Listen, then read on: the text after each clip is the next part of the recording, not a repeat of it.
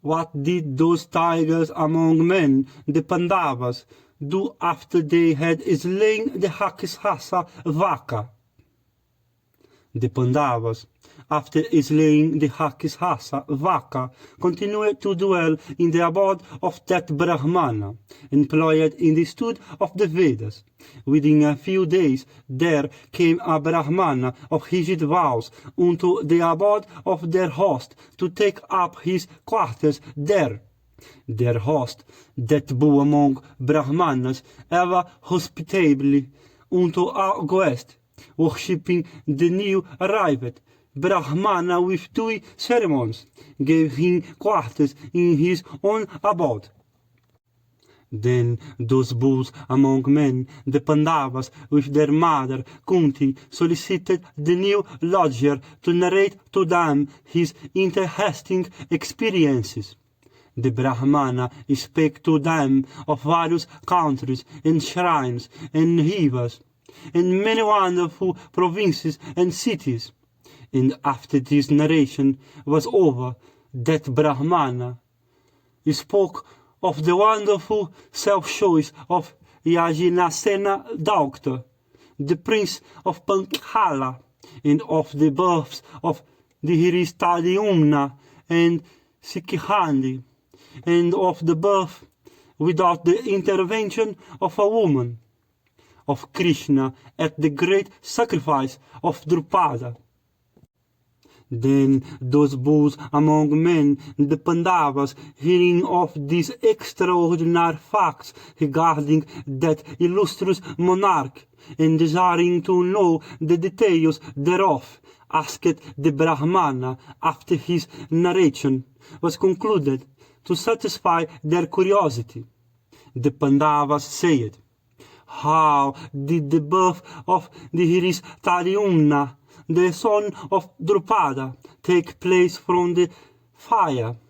How did the extraordinary birth of Krishna take place from the center of the sacrificial platform? How did Drupada's son learn our weapons from the great bowman Drona? And how, and for whom, and for what reason was the friendship between Drona and Drupada broken off?" Thus questioned by those bulls among men, the Brahmana narrate all the particulars about the birth of Draupadi. At that region where the Ganges entered the plains, there lived a great rishi, devoted to the austerities of penances, of rigid vows and great wisdom. His name was Viharadivaja. One day, on coming to the Ganges to perform his ablutions, the rishi saw the Apsara Giritakhi, who had come before, standing on the bank after her ablutions were over.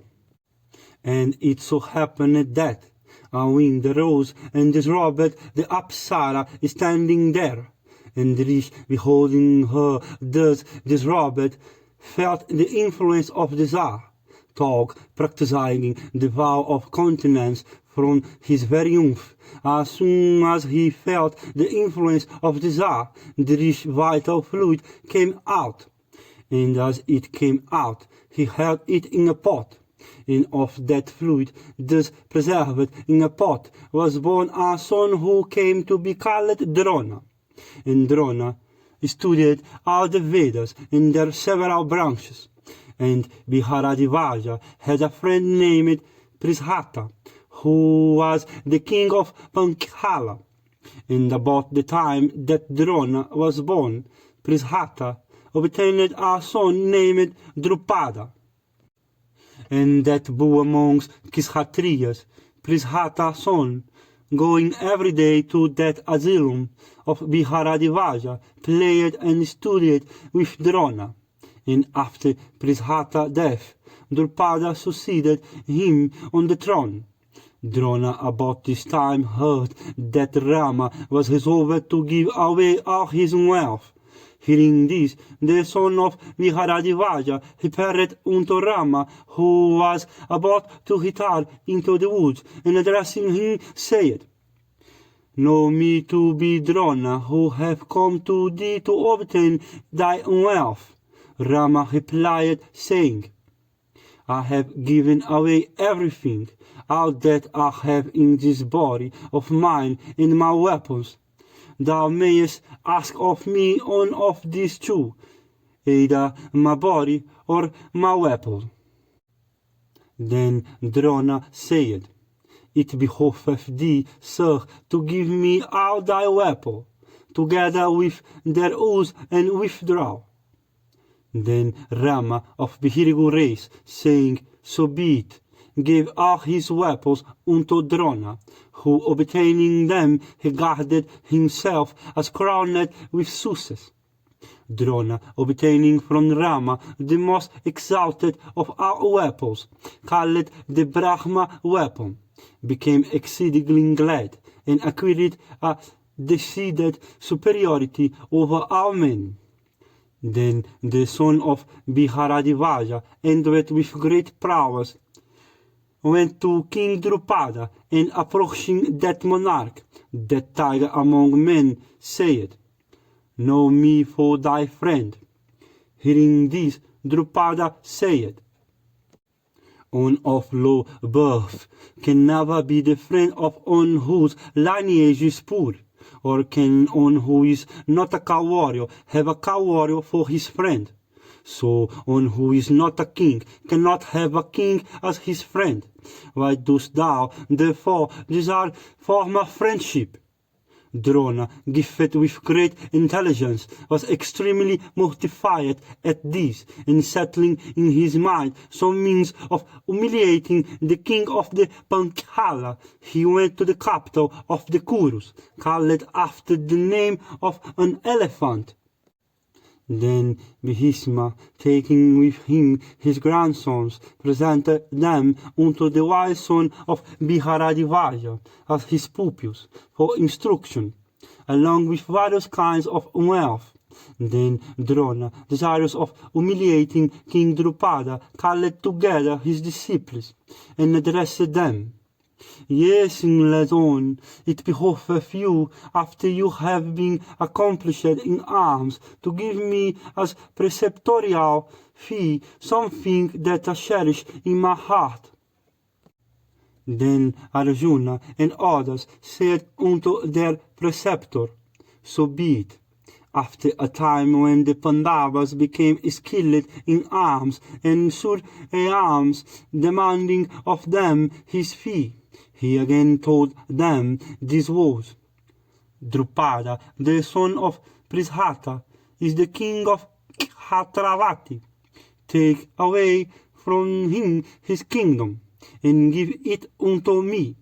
Then the Pandavas, defeating Drupada in battle, and taking him prisoner, along with his ministers, offered him unto Drona, who beholding the vanquished monarch said, I again solicit thy friendship, and because none who is not a king deserveth to be the friend of a king, there, Yajinasena, I am resolved to divide thy kingdom amongst ourselves, while thou art the king of the country, to the south of Biharagihati. I will rule the country to the north. The king of the Panchala, thus addressed by the wise son of Biharadivaya, told that this word, High exalted son of Biharadivaya, blessed be thou, let it be so. Let there be eternal friendship between us as thou desirest. Thus addressing each other and establishing a permanent bond between themselves, Drona and the king of Panchala, both of them chastiser of foes, went away to the place they come from.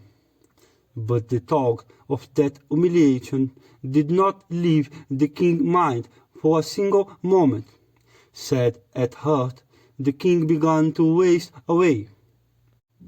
King Drupada, distressed at heart, wandered among many asylums of Brahmanas in search of superior Brahmanas well skilled in sacrificial rites. over helmet with grief and eagerly yearning for children. The king always said, I have no offspring surpassing all in accomplishments. And the monarch, from great despondence, always said, fear on those children that I have and on my relatives. And ever thinking of avenging himself on Drona, the monarch sighed incessantly, and that best of kings, even after much deliberation, saw no way of overcoming by his Kshatriya might the prowess and discipline and training and accomplishment of Drona. Wandering along the banks of the Yamuna and the Ganges, the monarch once came upon a sacred asylum of Brahmanas. There was in that asylum no Brahmana who was not a Sinataka, none who was not of rigid vows, and none who was not virtuous to a high degree. And the king saw there 2 Brahmana sages, named Yaja and Upayaja, both of rigid vows and souls under complete control and belonging to the most superior order. They were both devoted to the study of the ancient institutes and sprung from the race of Kashyapa, and those were well able to help the king in the attainment of his object. The king then, with great assiduity and singleness of purpose, began to court despair, ascertaining the superior accomplishments of the younger of the 2. The king courted in private Upayaja of rigid vows, by the offer of every desirable acquisition, employed in paying homage to the feet of Upayaja, always addressing in sweet words and offering him every object of human desire. Drupada, after worshipping that Brahmana, addressed him, saying, Upayaja, if thou performest those sacrificial rites by which I may obtain a son, who may slay Drona, I promise thee 10,000 kine. Whatever else may be agreeable to thee, truly I am ready to bestow on thee. Thus addressed by the king, Rish replied, saying, I cannot. Drupada, without accepting this reply as final, once more began to serve and pay homage unto that Brahmana. Then, after the expiration of a year, Upayaja, that first of Brahmanas, addressing Drupada in sweet tone, said, My elder brother, one day, while wandering through the deep woods, took up a fruit that had fallen upon a spot, the purity of which he cared not to inquire about. I was following him, and observed this unworthy act of his. Indeed, he entertained no scruples in accepting things impure. In accepting that fruit, he saw not any impropriety of sinful nature. Indeed, he who observeth not purity is not very likely to observe it in the other instances. When he lived in the house of his preceptor, employed in studying the institutes, he always used to eat remnants of other people's feasts. He always speaks approvingly of food and entertains no dislike for anything. Arguing from this, I believe that my brother cover earthly acquisitions. Therefore, go unto him, he will perform spiritual offices for thee. Hearing these words of Upayaja, King Drupada took entertaining a low opinion of Yaja, nevertheless went to his abode, worshipping Yaja, who was worthy of homage. Drupada said unto him, Master, perform thou spiritual offices for me, and I will give thee 8,000 kine. And meat with Drona burneth my heart. It behoveth thee, therefore, to cool that heart of mine. Foremost of those conversant with the Vedas, Drona is skilled in the Brahma weapon. And for this, Drona hath overcome me in a contest rising from friendship. Gifted with great intelligence, the son of Biharadivaja is the chief preceptor of the Kurus. There is no Kshatriya in this world superior to him. His bow is full 6 cubits long and looks formidably, and his shafts are capable of slaying every living being. That great bowman, the high-souled son of Biharadivaja, habited as a Brahmana, is destroying the Kshatriya power all over the earth. Indeed, he is like a second Jamadagniya, intended for the extermination of the Kshatriya race.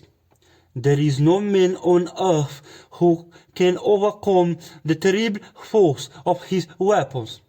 Like a blazing fire fed with clarified butter, Drona, possessed of Brahma might, and uniting it with Kshatriya might, consumeth every antagonist in battle. Brahma force is greater in itself than Brahma force united with Kshatriya might. Therefore, as I am inferior in consequence of my possession of Kshatriya might alone, I solicit the aid of thy Brahma force. Having obtained the so superior to Drona in knowledge of Brahma, Yaja performed that sacrifice by means of which I may obtain a son invincible in battle, and capable of slaying Drona. Ready am I to give thee 10,000 kine. Hearing these words of Drupada, Yaja said, So be it. Yaja then began to recollect the various ceremonies appertaining to the particular sacrifice. And knowing the affair to be a very grave one, he asked the assistance of Upayaja, who coveted nothing. Then Yaja promised to perform the sacrifice for the destruction of Drona. Then the great ascetic Upayaja spoke unto King Drupada of everything he carried for the grand sacrifice, from which the king was to obtain offspring. And he said, A child shall be born unto thee, and with as then as thou desirest, with great prowess, great energy, and great strength. Then King Drupada, impelled by the desire of obtaining a son who was to slay Drona, began for the success of his wish to make the necessary preparations. Yaja, after having poured libations of clarified butter on the sacrificial fire, commanded Drupada queen, saying, Come hither, queen, daughter-in-law of Prishatha. A son and a daughter have arrived for thee. Hearing this, the queen said, Brahmana, my mouth is yet filled with saffron and other perfumed things. My body breathes many sweet scents. I am hardly fit for accepting. Wait for me a little. Yaja, wait for that happy consummation. Yaja, however, replied, Lady, whether thou comest or waitest, why should not the object of this sacrifice be accomplished, when the oblations have already been prepared by me and sanctified by Upayaja invocations? Having said this, Yaja poured the sanctified libation on the fire, whereupon arose from those flames a child resembling a celestial, who possessing the effulgence of fire, was terribly to behold, with a crown on his head, and his body encased in excellent armor, sword in hand, and bearing a bow and arrows. He frequently sent forth loud horns, and immediately after his birth he ascended an excellent chariot and went about in it for some time. Then the Panchala, in great joy, shouted, "Excellent, excellent!" The very earth seemed at that time unable to bear the weight of the Panchala, mad with joy. Then, marvelous to say, the voice of some invisible spirit in the skies said, "This prince hath been born for the destruction of Drona. He shall dispel all the fears of the Panchala, and spread their fame. He shall remove the sorrow of the king." And there arose after this from the center of the sacrificial platform a doctor called Pankhali, who, blessed with great good fortune, was exceedingly handsome. Her eyes were black and large as lotus petals. Her complexion was dark, and her locks were blue and curly. Her nails were beautiful, convex, and bright as burnished copper. Her eyebrows were fair, and bosom was deep. Indeed, she resembled the veritable doctor of a celestial born among men. Her body gave out fragrance like that of a blue lotus, perceivable from a distance of a full 2 miles. Her beauty was such that she had no equal on earth. Like a celestial herself, she could be desired by a celestial, a Danava, or a Yaksha. When this girl of fair hips was born, an incorporeal voice said, "This dark-complexioned girl will be the first of our women, and she will be the cause of the destruction of many Kshatriyas. This slender wasted one will, in time, accomplish the purpose of the gods, and along with her, many a danger will overtake the Kauravas."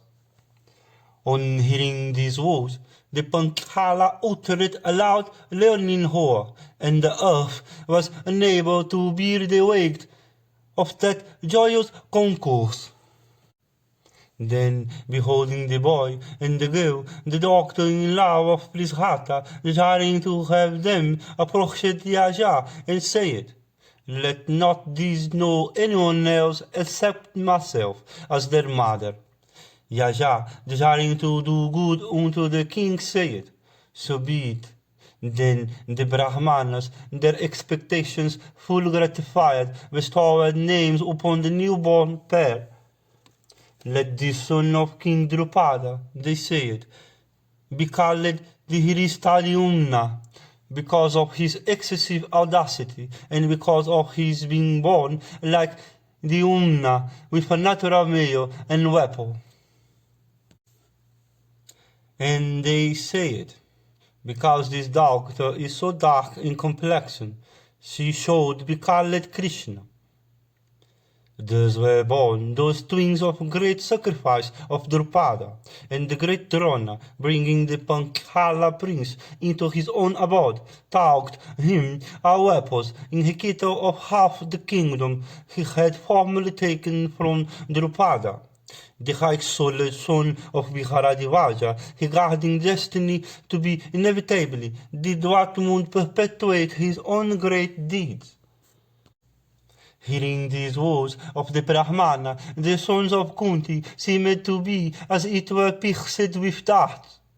Indeed, all those mighty heroes lost their peace of mind. Then the truthful Kunti, beholding all her sons listless and inattentive, addressed Yudhishthira and said, "We have now lived many nights in the abode of this Brahmana. We have passed our time pleasantly in this town, living on the alms obtained from many honest and illustrious persons.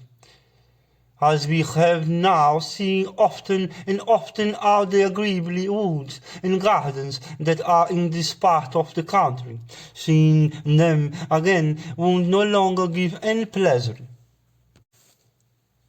Alms are not now obtainable here as easily as before. If thou wishest, it would be well for us now to go to Panchala. We have not seen that country. It will, no doubt, prove delightful to us. It hath been heard by us that alms are obtainable in the country of the Panchala, and that Yajinasena, the king thereof, is devoted to Brahmanas. I am of opinion that it is not well to live long in one place. Therefore, if thou likest, it is well for us to go there." Hearing these words, Yudhishthira said, "It is our duty to obey thy command, which besides must be for our good. I do not, however, know whether my younger brothers are willing to go." Then Kunti spoke unto Bhishmasena and Arjuna and the twins regarding the journey to Panchala. They all said, "So be it." Then Kunti with her sons saluted the Brahmana and set out for the delightful town of the illustrious Drupada. While the illustrious Pandava were living disguised in the abode of the Brahmana, Vyasa, the son of Satyavati, once went to see them. Those chastiser of foes, beholding him coming, rose up and stepped onward to receive him. Saluting him reverentially and worshipping him, the Pandava stood in silence with joined hands. Thus worshipped by them, the sage became gratified. He asked them to be seated, and cheerfully addressing them, said, "Ye slayer of foes, are ye living the path of virtue, and according to the scriptures? Do ye worship the Brahmanas? Ye are not, I hope, backward in paying homage unto those that deserve your homage." The illustrious Rishi after this spoke many words of virtuous import, and after discoursing upon many topics of great interest, he addressed them. "I, illustrious Rishi, living in a certain hermitage, had a daughter of tender waist, fair lips, and fine eyebrows, and possessing every accomplishment. As a consequence of her own acts, the fair maid became very infortunate. Tall, chaste, and beautiful, the damsel obtained not a husband. With a sorrowful heart, she thereupon began to practice ascetic penances with the object of obtaining a husband. She soon gratified by her severe asceticism the god Sankara, who became propitious unto her and said unto that illustrious damsel, "Ask thou the boon thou desirest. Blessed be thou, I am Sankara, prepared to give thee what thou wilt ask." Desirous of benefiting herself, the maiden repeatedly said unto the Supreme Lord, "Give me a husband, and with every accomplishment." Then Isana, that foremost of all speakers, replied unto her, saying, "Blessed one, thou shalt have 5 husbands from among the Mahabharata prince." Thus told the maiden, said unto the god who had given her that boon, "Lord, I desire to have only one husband through thy grace." The god then addressed her again and said these excellent words, Thou hast go said full 5 times, give me husband. Thou shalt therefore in another life have 5 husbands. Ye prince of Mahabharata line, that damsel of celestial beauty have been born in the line of Drupada.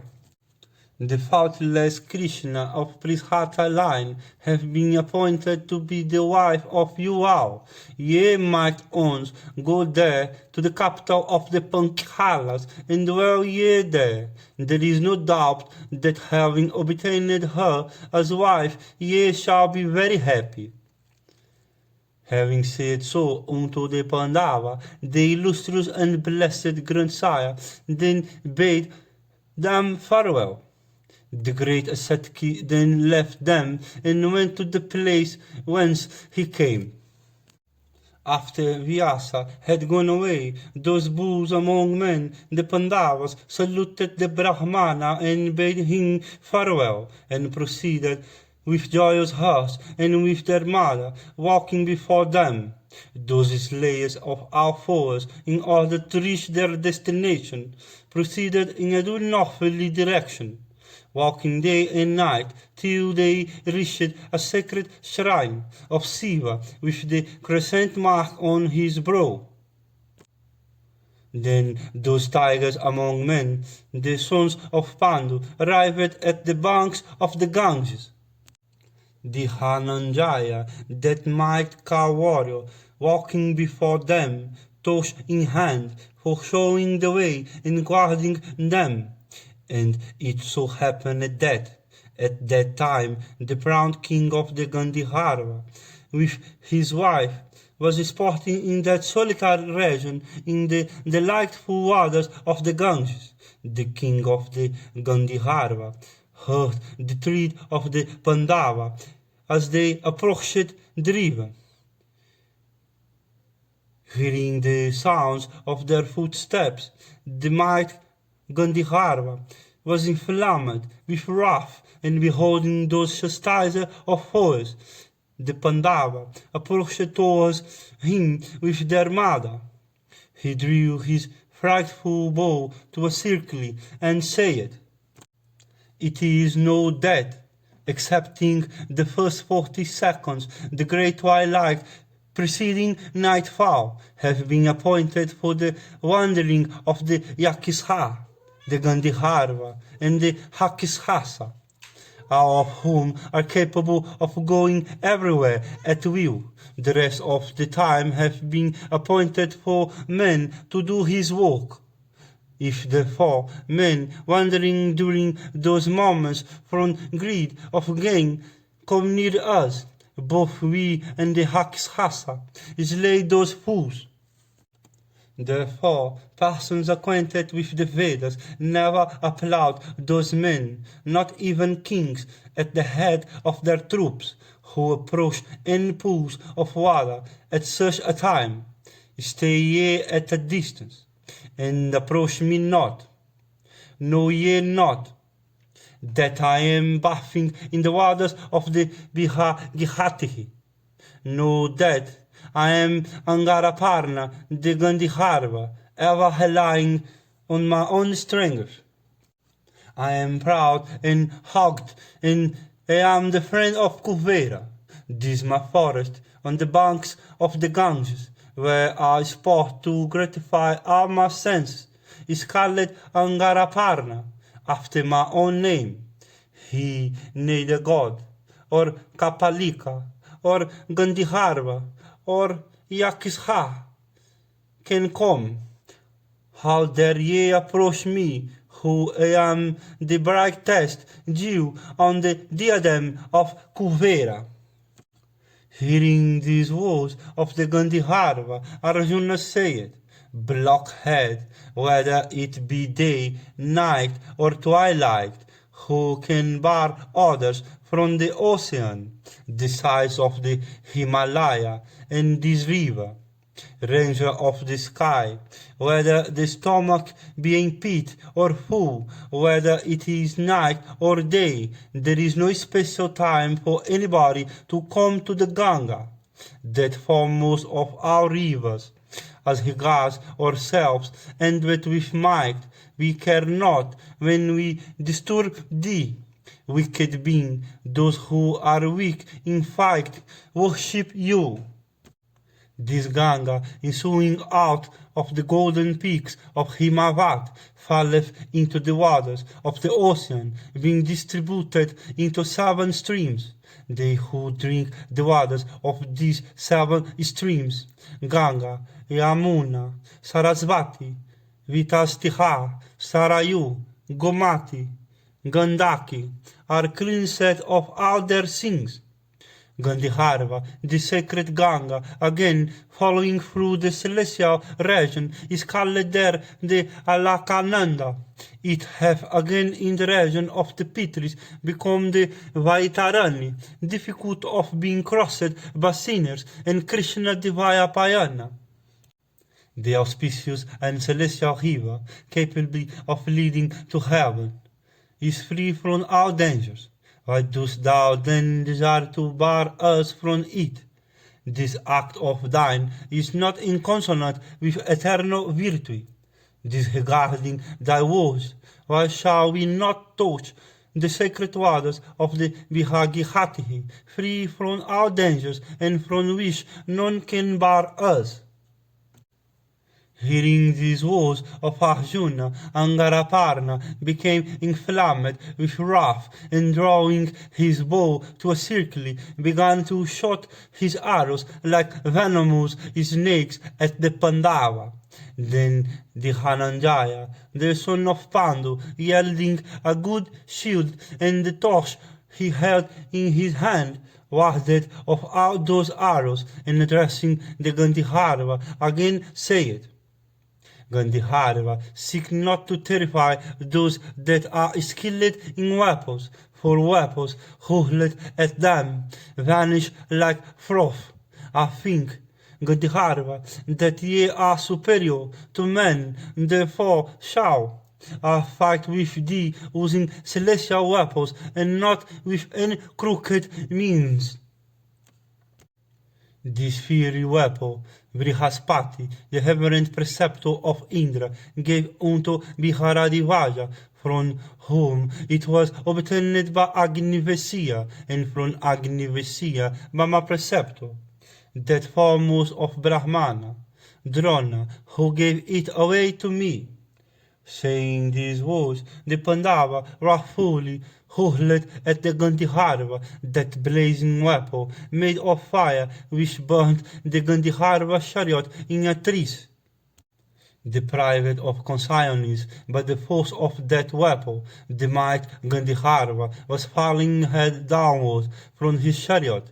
The Dhananjaya seized him by the hair of his head, adorned with garlands of flowers, and thus dragged the unconscious Gandhirva towards his brother.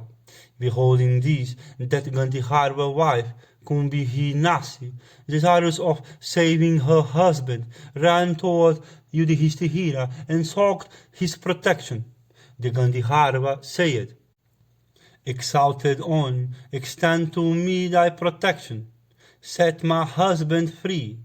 Lord, I am Kumbhihinasi, by name, the wife of this Gandhirva, who seeketh thy protection.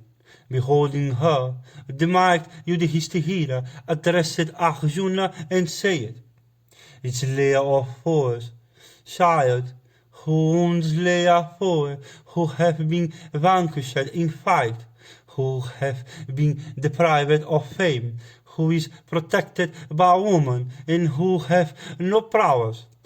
Arjuna replied, saying, Take thou thy life, Gandhirva, go hence and grieve not. Yudhishthira, the king of the Kurus, commandeth me to show thee mercy. The Gandhirva replied, I have been vanquished by thee. I shall, therefore, abandon my former name, Angaraparna.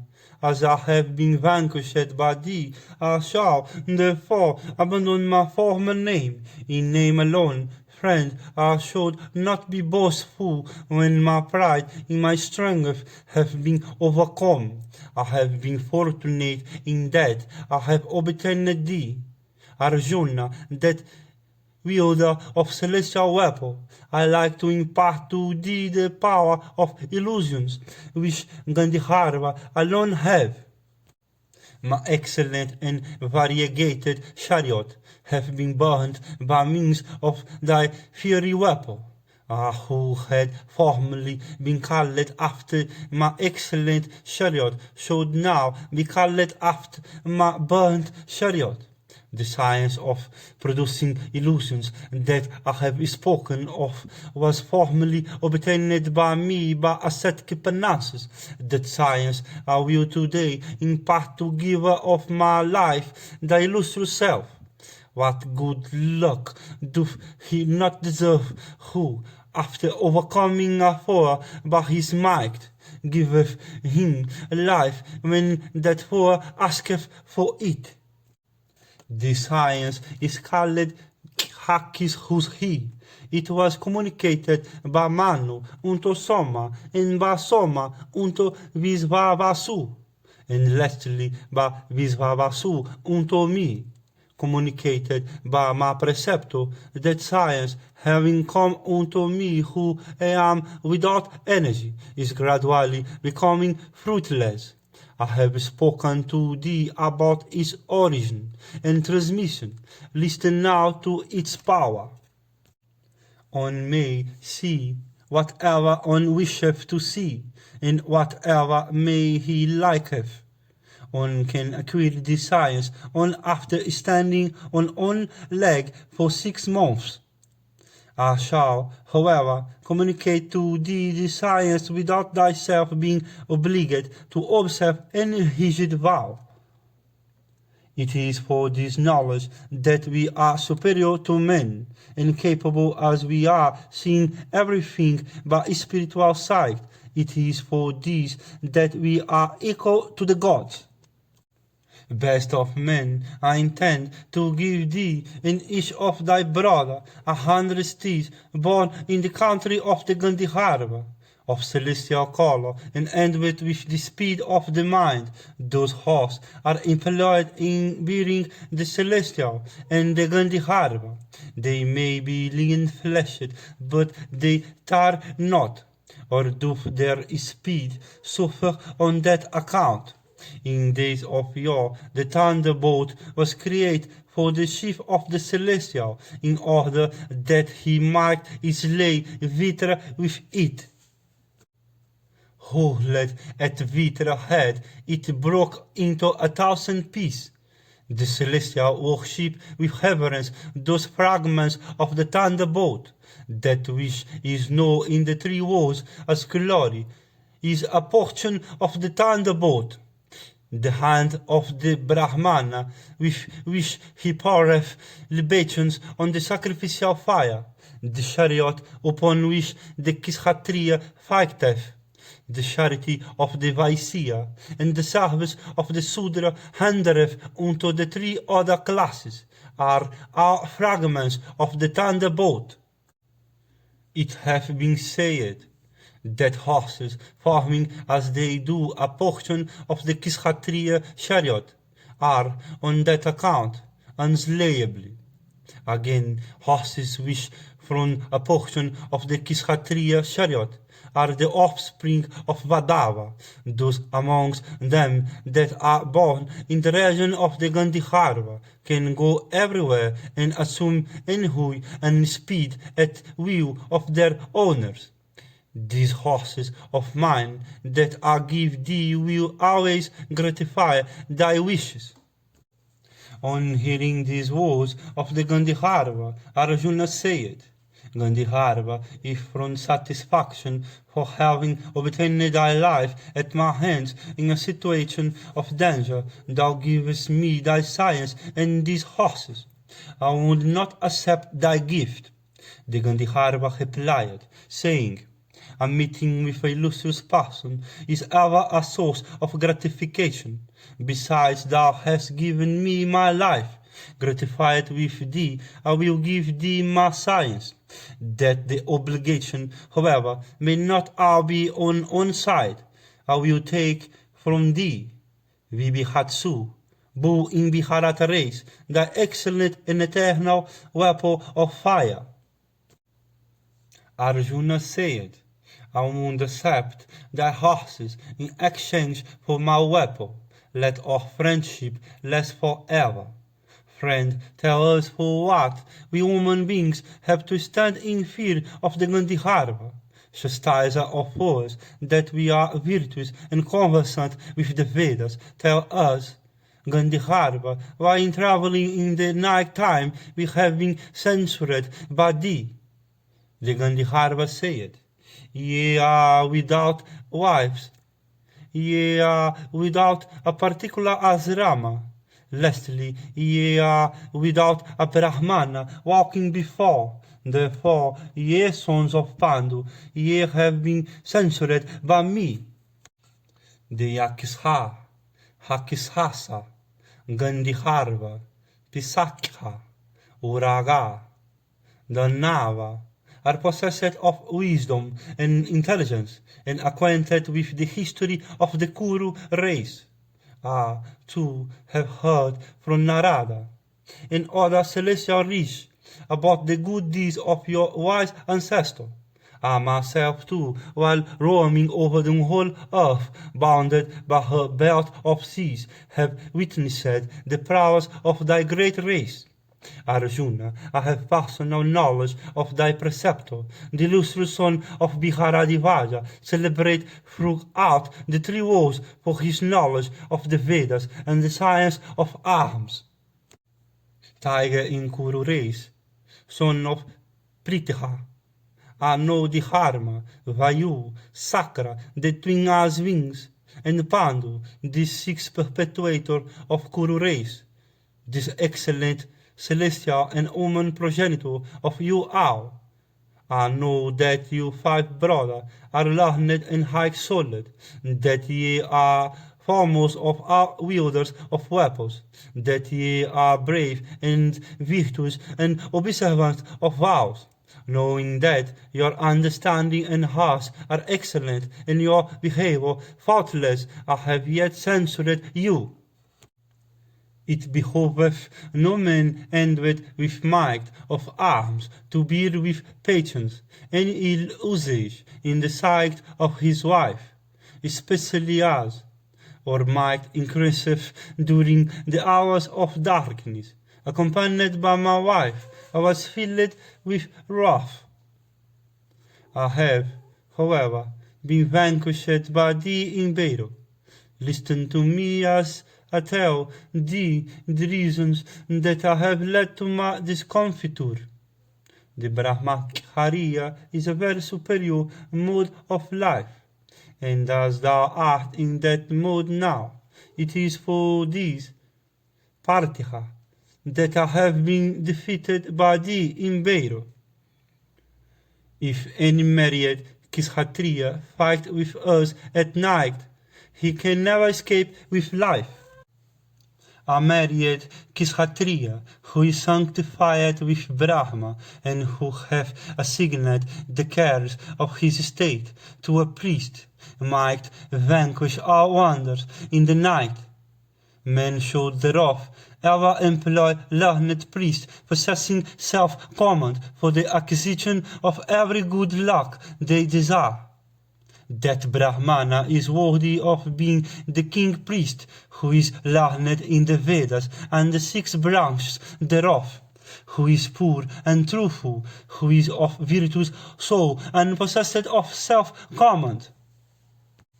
The monarch becometh ever victorious, and finally earneth heaven, who hath for his priest a Brahmana conversant with the rules of morality, who is a master of words, and who is poor and of good behavior. The king should always select an accomplished priest in order to acquire what he hath not, and protect what he hath. He who desireth his own prosperity should ever be guided by his priest, for he may then obtain even the whole earth surrounded by her belt of seas. Know, therefore, that the kingdom lasteth forever in which Brahmanas have power. Thou hast addressed me as Tapatiya. I therefore wish to know what the precise significance of this word is. Being sons of Kunti, we are, indeed, Kaunteyas. Who is Tapati, that we should be called Tapatiyas? Does addressed the Gandhara relate to the Dhananjaya, the son of Kunti, the history well known in the 3 worlds? I will duly recite to you in full the charming narration. Listen with attention to what I say in explanation of why I have addressed thee as Tapatiya.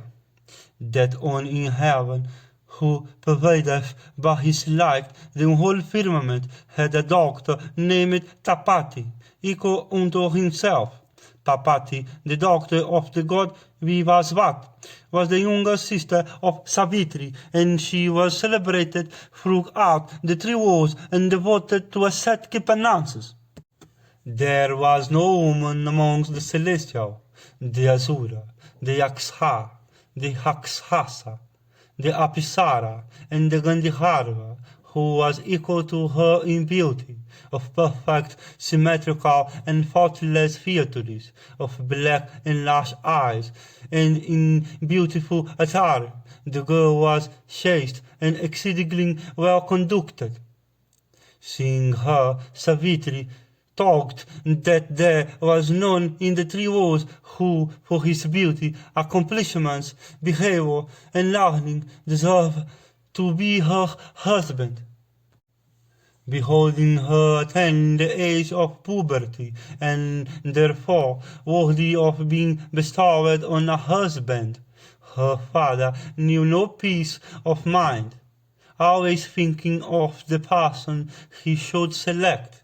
At that time he kissed her son, that bore amongst the Kurus.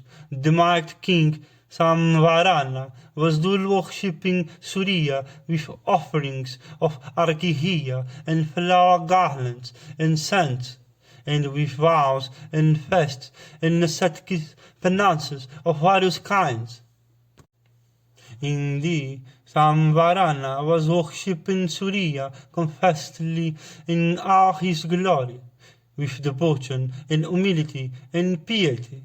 And beholding Samvarana conversant with all rules of virtue and unequalled on earth for beauty, Surya regarded him as the fit husband for his daughter Tapati.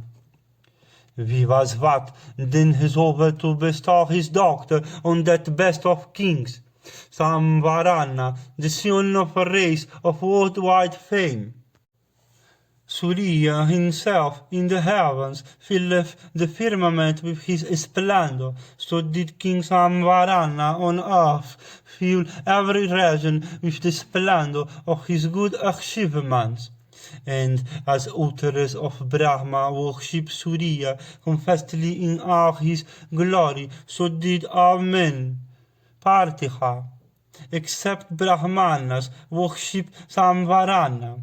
Blessed with good luck, King Samvarana excelled Soma in shooting the hearts of friends, and Surya in scorching the hearts of foes. Tapana himself was resolved upon bestowing his daughter Tapati upon King Samvarana, who was possessed of such virtues and accomplishments. Once on a time, King Samvarana, endowed with beauty and immeasurable prowess, went on a hunting expedition to the underwoods, on the mountain breast. While wandering in quest of deer, the excellent steed the king rode, overcome with hunger, thirst, and fatigue, died on the mountains. Abandoning the steed, the king, began to wander about upon the mountain breast, on foot, and in course of his wandering the monarch saw a maiden of large eyes and unrivalled beauty, that grinder of hostily host, the tiger among kings, himself without a companion. Beholding there that maiden without a companion, stood motionless, gazing at her steadfastly. For her beauty, the monarch for some moment believed her to be Sri herself. Next, he regarded her to be the embodiment of the rays emanating from Surya. In splendor of her person, she resembled a flame of fire, taught in benignity and loveliness. She resembled a spotless digit of the Muon. And standing on the mountain breast, the black-eyed maiden appeared like a bright statue of gold. The mountain itself, with its creepers and plants, because of the beauty and attire of that damsel, seemed to be converted into gold.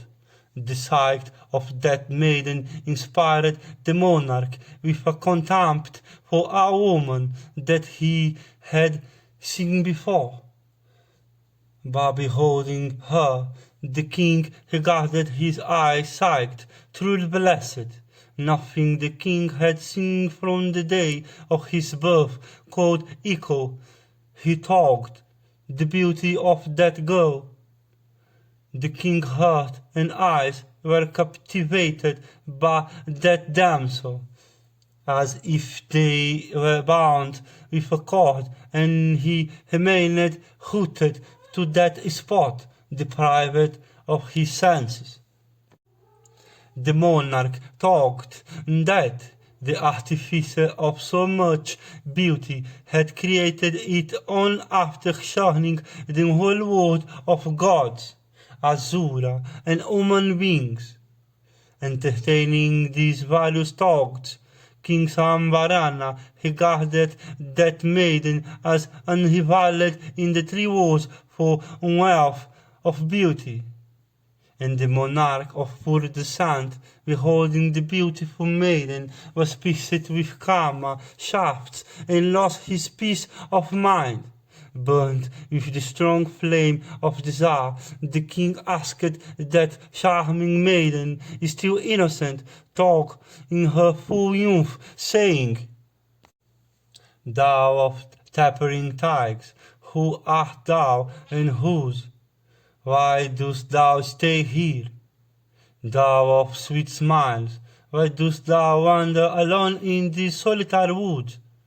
Of every feature perfectly faultless, and decked with every ornament, thou seemest to be the coveted ornament of these ornaments themselves.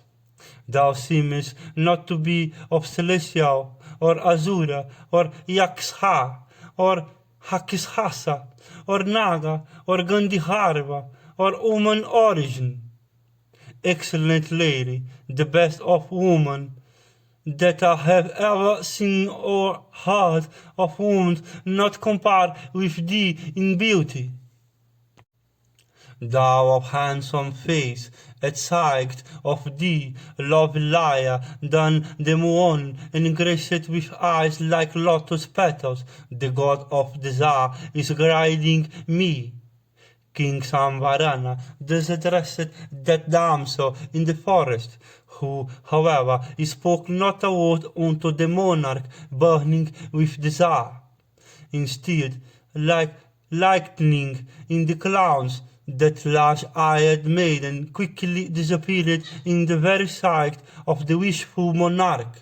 The king then wandered through the whole forest, like one out of his senses, in search of that girl of eyes like lotus petals, failing to find her, that best of monarchs indulged in copious lamentations, and for a time stood motionless with grief. When that maiden disappeared, that fella of hostile ranks, deprived of his senses, Bakama himself fell down on the earth, and as the monarch fell down, that maiden of sweet smiles and prominent and round hips appeared again before him, and smiling sweetly said unto that perpetuator of Kuru race these honeyed words: Rise, rise, chastiser of foes, blessed be thou, it behoveth thee not, tiger among kings, to lose thy reason, celebrated as thou art in the world. Addressed in these horn-eared words, the king opened his eyes, and saw before him that self-same girl of swelling hips, the monarch who was burning with the flame of desire, then addressed that black-eyed damsel in a sense weak with emotion, and said, Blessed be thou, excellent woman of black eyes, as I am burning with desire and paying thee court, accept me. My life is ebbing away, thou of large eyes, for thy sake it is. Thou of the splendor of the filaments of the lotus, that Kama is incessantly piercing me with his keen shafts, without stopping for a moment. Amiably and cheerful girl, I have been bitten by Kama, who is even like a venomous viper. Thou of swelling and large hips, have mercy on me. Thou of handsome and faultless features, thou of face like unto the lotus petal or the moon, thou of voice sweet as that of singing kinnaras, my life now depends on thee. Without thee, timid one, I am unable to live. Thou of eyes like lotus petals, Kama is piercing me incessantly.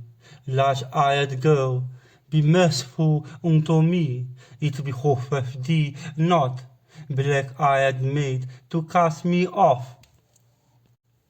Handsome girl, it behoveth thee to relieve me from such affliction, by giving me thy love. At first sight thou hast attracted my heart, my mind wandereth. Beholding thee, I like not to cast my eyes on any other woman. Be merciful, I am thy obedient slave, thy adorer. Accept me, beautiful lady, large-eyed girl, at the sight of thee the god of desire hath entered my heart, and is piercing me with his shafts. Thou of lotus eyes, the flame of desire burneth within me. Extinguish that flame with the water of thy love poured on it, beautiful lady, becoming mine. Pacify thou the irrepressible god of desire, that hath appeared he armed with his deadly bow and arrows, and that is piercing me incessantly with those keen shafts of his. Thou of the fairest complexion, wed me according to the Gandhara form. Thou of tapering hips, of all forms of marriage, the Gandhara have been said to be the best. Hearing those words of the monarch, Tapati answered, I am not the mistress of my own self, nor that I am a maiden under the control of my father. If thou really entertainest an affection for me, demand me of my father. Thou sayest that thy heart hath been robbed by me, but thou hast at first sight robbed me of my heart. I am not the mistress of my body. Therefore, best of kings, I do not approach thee. Women are never independent. What girl is there in the three worlds that would not desire thee for her husband, as thou art kind unto all thy dependents, and as thou art born in a poor race? When the opportunity comes, ask my father, Aditya, for my hand, with worship ascetic penances and vows. If my father bestoweth me upon thee, then I shall ever be thy obedient wife. My name is Tapati, and I am the younger sister of Savitri, and the daughter amongst Kshatriyas of Savitri, the illuminator of the universe. Saying this, Tapati of faultless features ascended the skies. The monarch thereupon again fell down on the earth. His minister and follower, searching for him throughout the forest, at length came upon him lying on that solitary spot. And beholding that excellent king, that might bowman, thus lying forsake on the ground, like a rainbow dropped from the firmament, his minister in chief became like unburnt by a flame of fire. Advancing hastily with affection and respect, the minister raised that best of monarchs, lying prostrate on the ground and deprived of his senses by desire. Old in wisdom as in age, old in achievements as in policy, the minister, after having raised the prostrate monarch, became ease. Addressing the king in sweet words that were for his good, he said, Blessed be thou, singings on, fear not, tiger among kings. The minister talked that great fellow of hostile ranks in battle had been lying on the ground, overcome with hunger, thirst, and fatigue. The old man then sprinkled over the crownless head of the monarch water that was cold and handed it fragrant with lotus petal. Slowly regaining his consciousness, the mighty monarch sent away all his attendants, with the exception of his minister only. After those attendants had retired at his command, the king sat upon the mountain breast. Having purified himself duly, the king sat upon that chief of mountains, and began with joined hands and upturned face to worship Surya. King Samvarana, that smiter of all foes, talked of his chief priest, Vasistha, that best of rich. The king continued to sit there day and night without intermission. The Brahmana sage Vasistha came there on the 12th day. That great rish of so under perfect command knew at once by his ascetic power that the monarch had lost his senses in consequence of Tapati, and that virtuous and best of mornings. As soon as he knew this, desirous of benefiting the monarch, who was ever observant of vows, addressed him and gave him every assurance.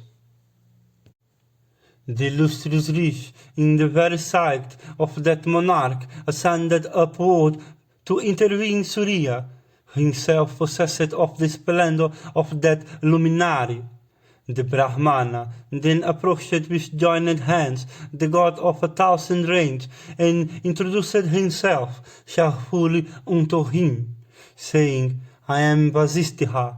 Then Vivasvat, of great energy, said unto that best of rish, Welcome art thou. Tell me what is in thy mind. Thou of great good fortune, whatever thou demandest of me, foremost of eloquent men, I will confer on thee, however difficult it may be for me.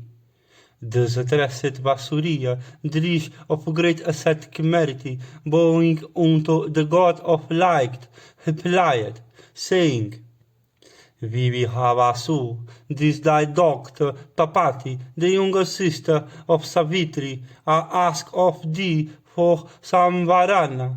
That monarch is of might achievements, conversant with virtue, and of high soul.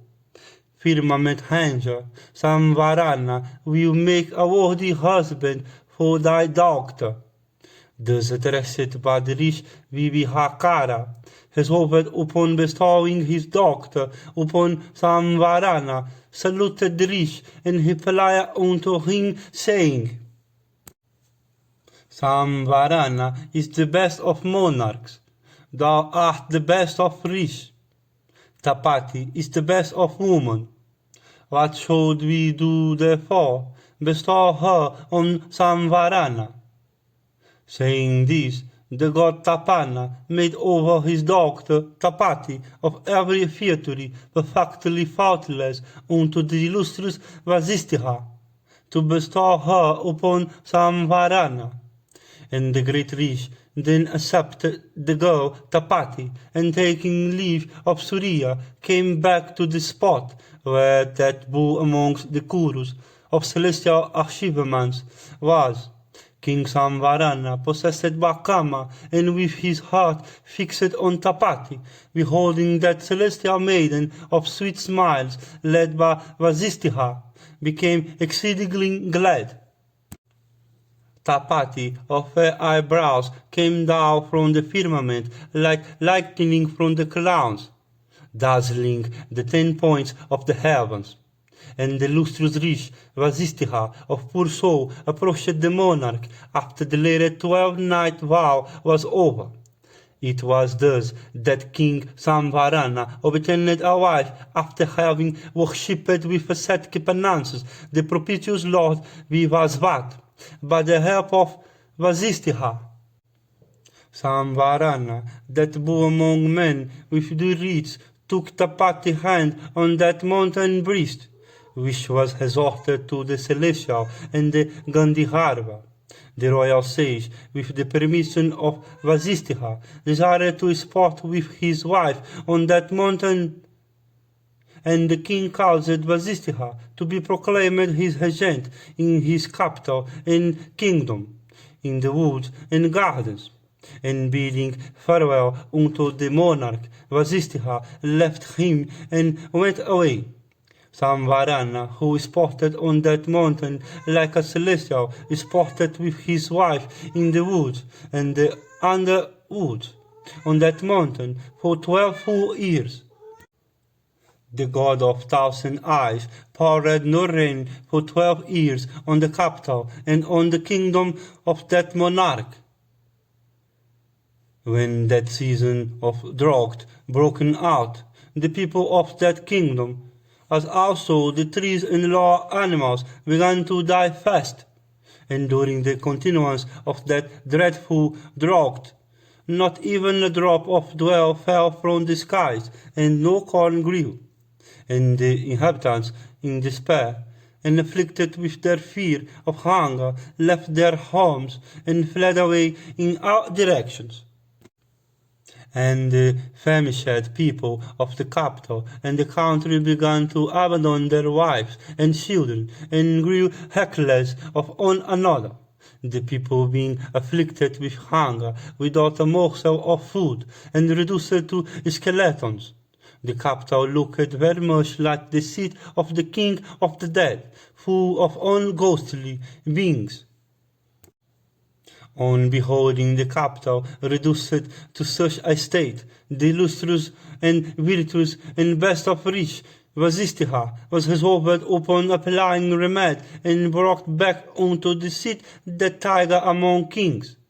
Samvarana, along with his wife, after the latter had passed so long a period in solitude and seclusion. After the king had entered his capital, things became as before. For when the tiger among kings came back to his own, the god of 1,000 eyes, the slayer of Asura, poured rain in abundance and caused corn to grow. Heavy-fired by the foremost of virtuous soul, the capital and the country became animated with extreme joy. The monarch, with his wife Tapati, once more performed sacrifice for 12 years, like the Lord Indra, performing sacrifice with his wife Sakhi. This is the history of Tapati of old, the daughter of Vivasvat. It is for her that thou art, Tapatia. King Samvarana begot upon Tapati a son named Kuru, who was the foremost of ascetics, born in the race of Kuru. Thou art, Arjuna, to be called Tapatia. That bow among the Biharatas, Arjuna, hearing these words of the Gandhirva, was inspired with feelings of devotion, and stood confessedly like the full moon. And that might bow man, that foremost on in Kuru race, having his curiosity greatly excited by what he heard of Vasistha, ascetic power, asked the Gandhirva, saying, I desire to hear of the rish whom thou hast mentioned as Vasistha. Tell me in full about him. Chief of the Gandhirva, tell me who this illustrious rish was, that was the priest of our forefathers. The Gandhirva replied, Vasistha is Brahma's spiritual son, and Arundhati husband. Ever difficult of being conquered by the very immortals, desire and wrath conquered by Vasistha, ascetic penances, used to shampoo his feet. Tog his wrath was excited by Visvamitra offense. That high-souled rish did not yet exterminate Kusikas. Afflicted at the loss of his sons, he did not, as Tog, powerless, Tog real otherwise, do any dreadful act destructive of Visvamitra. Like the ocean transgressing not its continents, Vasistha transgressed not Yama, bringing back his children from the domains of the king of the dead. It was by obtaining that illustrious one who had conquered his own self that Ixhaku and other great monarchs acquired the whole earth. It was by obtaining Vasistha, that best of rish, as their priest, that those monarchs performed many grand sacrifices. That regenerate rish assisted these monarchs in the performance of their sacrifice, like Vrihaspati assisting the immortals. Therefore, look ye for some accomplished and desirably Brahmana, conversant with the Vedas, and in whose heart virtue prevails, to appoint as your priest a Kshatriya of good lineage, desirous of extending his dominions by conquering the earth, should first appoint a priest. He who is desirous of conquering the earth should have a Brahmana before him. Therefore, let some accomplished and learned Brahmana, who has his senses under complete control, and who is conversant with religion, property, and pleasure, be your priest. Gandhirva, whence arose the hostility between Visvamitra and Vasistha, both of whom dwelt in a celestial hermitage. Tell us all about it. The history of Vasistha is regarded as a Purana in all the three worlds. Listen to me as I recite it full. There was in Kanya a great king of worldwide fame named Gadhi, the son of Kusika. The virtuous Gadhi had a son named Visvamitra, that grinder of force, possessing a large arm and many animals and vehicles. And Visvamitra, accompanied by his minister, was to roam in quest of deer through the deep woods and over picturesque marshes, killing deer and wild boars. Once on a time, while out in quest of deer, the king became weak with exertion and thirst. The monarch arrived in that state at the asylum of Vasistha, and the blessed and illustrious rish, beholding him arrive, reverenced with his homage that best of men, King Visvamitra. The rishi saluted the monarch by offering him water to wash his face and feet with, and argihia, and wild fruits, and clarified butter. For the illustrious rishi had a cow yielding anything that was desired of her.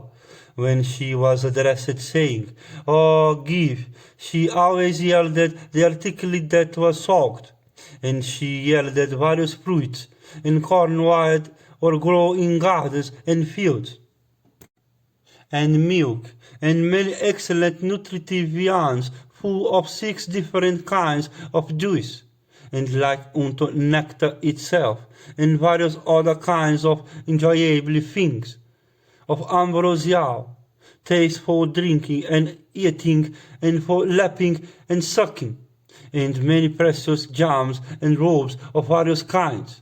With these desirable objects in profusion, the monarch was worshipped.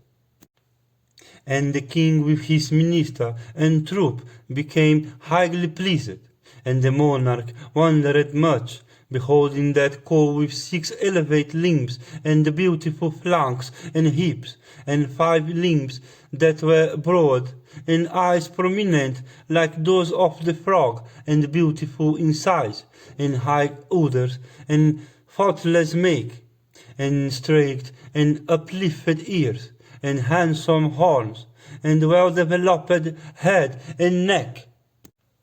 The son of Gadhi, gratified with everything and applauding the cow-named Nandini, addressed Rishi, saying, "Give me thy Nandini in exchange for 10,000 kine, or my kingdom.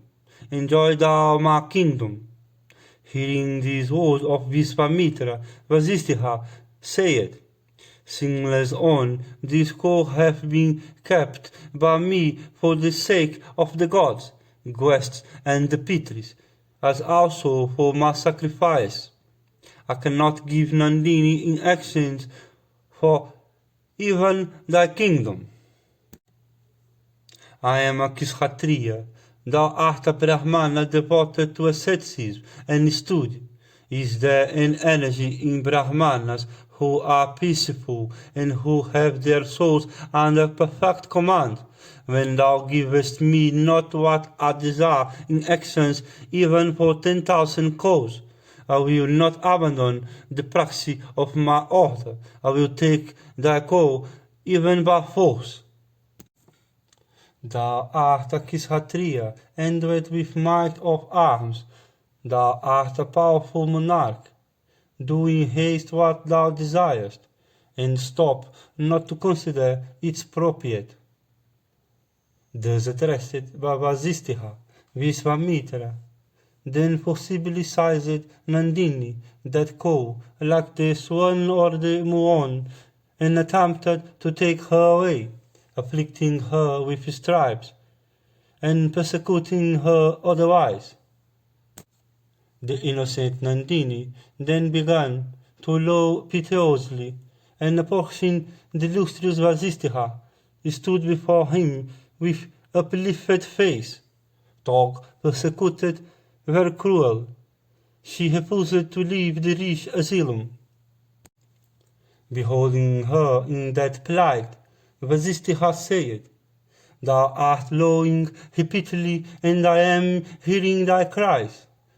Nandini, even Vishvamitra is taking thee away by force. What can I do in this matter, as I am a forgiving Brahmana?" Then Nandini, alarmed at the sight of Vishvamitra troops, and terrified by Vishvamitra himself, approached Rishi still closer, and said, "Illustrious one, why art thou so indifferent to my poor self afflicted with the stripes of the cruel troops of Vishvamitra, and crying so piteously as if I were masterless?" Hearing these words of the crying and persecuted Nandini, the great Rishi lost not his patience, or turned from his vow of forgiveness. He replied, "The Kshatriya might lies in physical strength, the Brahmana in forgiveness. Because I cannot give up forgiveness, go thou, if thou choosest." Nandini answered, Casteth thou me away, illustrious one, that thou sayest so. If thou dost not cast me off, I cannot be taken away by force. Vasistiha said, blessed one, I do not cast thee off. Stay if thou canst. Yonder is thy calf, tired with a stout cord, and even now being weakened by it.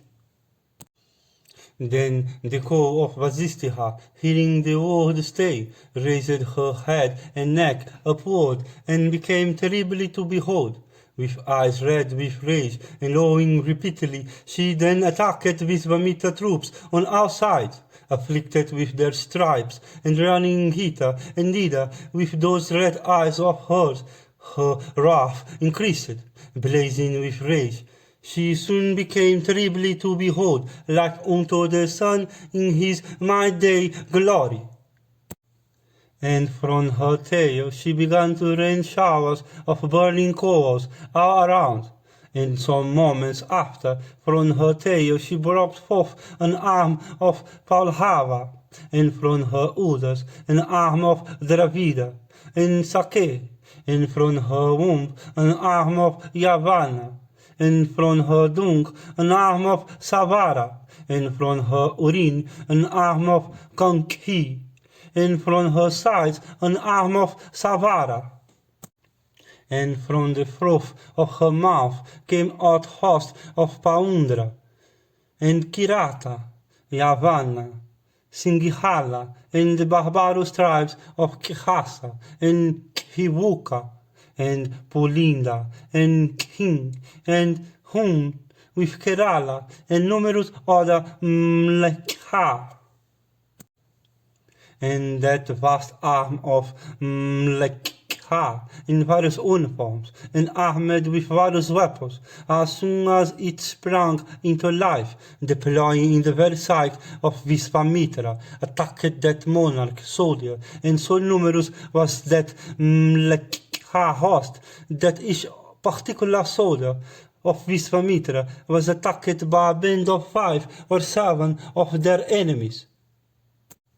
Assailed with a mighty shower of weapons, Visvamitra troops broke and fled panic-stricken in all directions before his very eyes.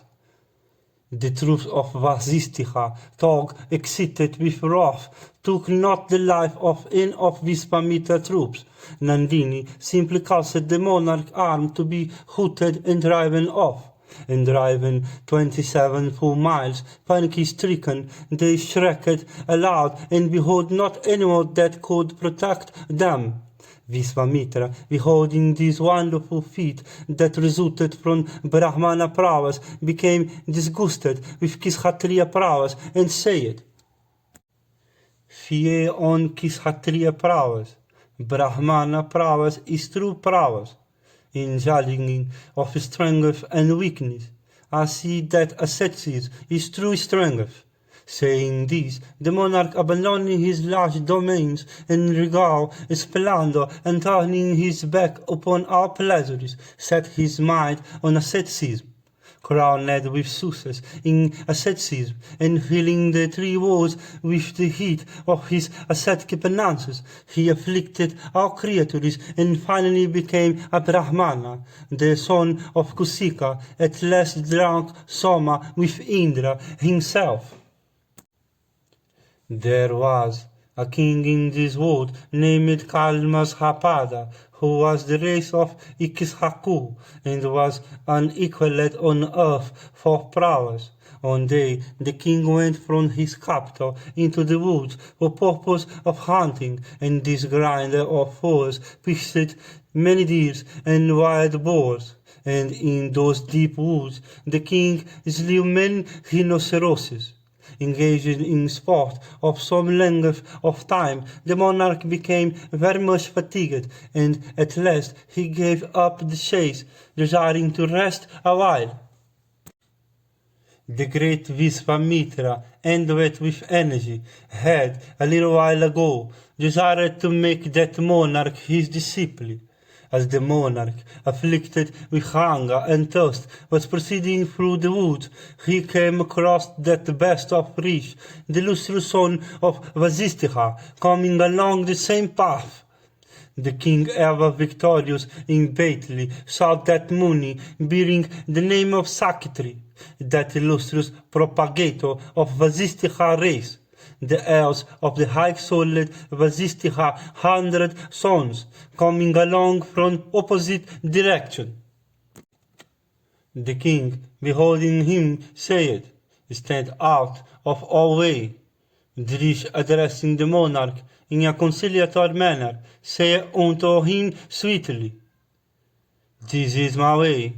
This is the eternal rule of morality, indicated in every treatise on duty and religion, that a king should ever make way for Brahmanas. Thus did they address each other, respecting their right of way. Stand aside, stand aside. Where there was, they said unto each other. Drish, who was in the right, did not yell, or did the king yell to him from pride and anger? That best of monarchs, enraged at Drish, refusing to yield him the way, acted like a Rakshasa, striking him with his whip. Thus whipped by the monarch, that best of rich, the son of Vasistha, was deprived of his senses by anger, and speedily cursed that first of monarchs, saying, "Worthy of kings, thrice thou persecutest like a Rakshasa, an ascetic, thou shalt from this day become a Rakshasa, subsisting on human flesh. Hence, thou worst of kings, thou shalt wander over the earth, affecting human flesh." This did reach Sakitri, and with great prowess speak unto King Kalmasrapa. At this time, Visvamitra, between whom and Vasistha there was a dispute about the discipleship of Kalmasrapa, approached the place where that monarch and Vasistha's son were. That rish of severe set Kipanances, Visvamitra, of great energy, approached the pair. After the curse had been pronounced, that best of monarchs knew that rish to be Vasistha's son, and equal unto Vasistha himself in energy. Visvamitra, desirous of benefiting himself, remained on that spot, concealed from the sight of both by making himself invisible. Then that best of monarchs, thus cursed by Sakitri, desiring to propitiate the rich, began to humbly beseech him. Visvamitra, ascertaining the disposition of the king, ordered a Rakshasa to enter the body of the king.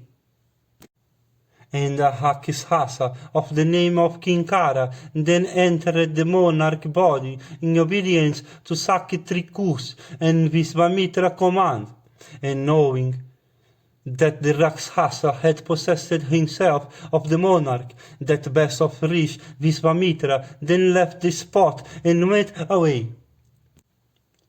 Shortly after, the monarch, possessed by the Rakshasa and terribly afflicted by him, lost all his senses. At this time, a Brahmana beheld the king in the woods, afflicted with hunger. That Brahmana begged of the king some food with meat. The royal sage Kalmasrapa, that cherisher of friends, answered the Brahmana, saying, "Stay thou here, Brahmana, for a moment. On my return, I will give thee whatever food thou desirest." Having said this, the monarch went away.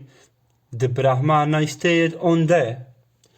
The high-minded king, having hovered for some time at pleasure, and according to his will, at last entered his inner apartment, thus walking at midnight, and remembering his promise, he summoned his cook and told him of his promise unto the Brahmana staying in the forest.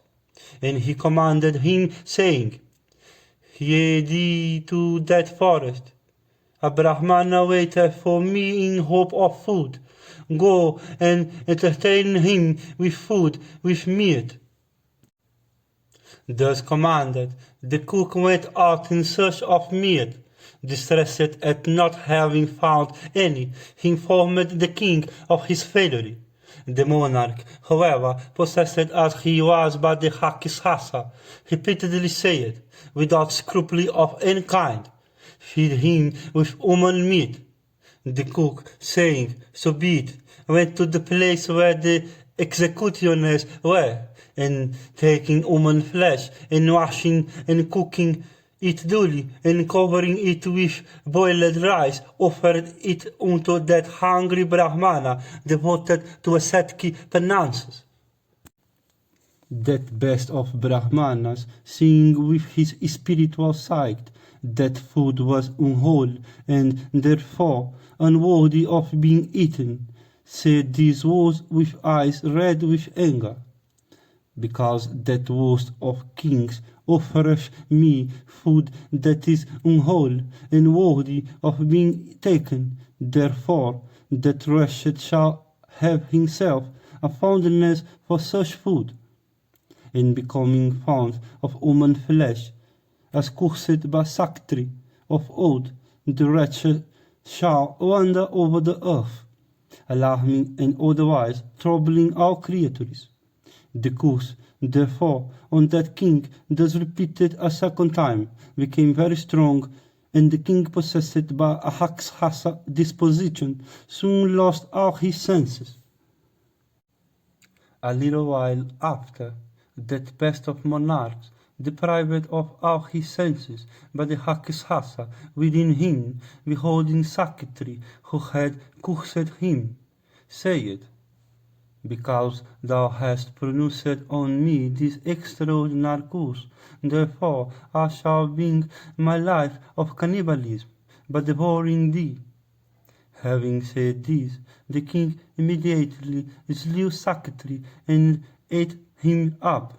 Like a tiger-eating animal it was found of. Beholding Sakti, Vishvamitra repeatedly urged that Rakshasa against the other sons of Vasistha, like a wrathful lion devouring small animals, that Rakshasa soon devoured the other sons of the illustrious Vasistha, that were junior to Sakti in age. Vasistha, learning that all his sons had been caused to be slain by Vishvamitra, patiently bore his grief like the great mountain that bears the earth. That best of Munis, that foremost of intelligent men, was resolved rather to sacrifice his own life than exterminate the race of Kusikas. The illustrious Rishi threw himself down from the summit of Meru, but he descended on the stony ground as dog on a heap of cotton. When the illustrious one found that death did not result from that fall, he kindled a hook fire in the forest and entered it with alacrity. That fire, tugged, burning brightly, consumed him not. That blazing fire seemed to him cool. Then the great Muni, under the influence of grief, beholding the sea, tied a stone weight to his neck and threw himself into its water. The waves soon cast him ashore.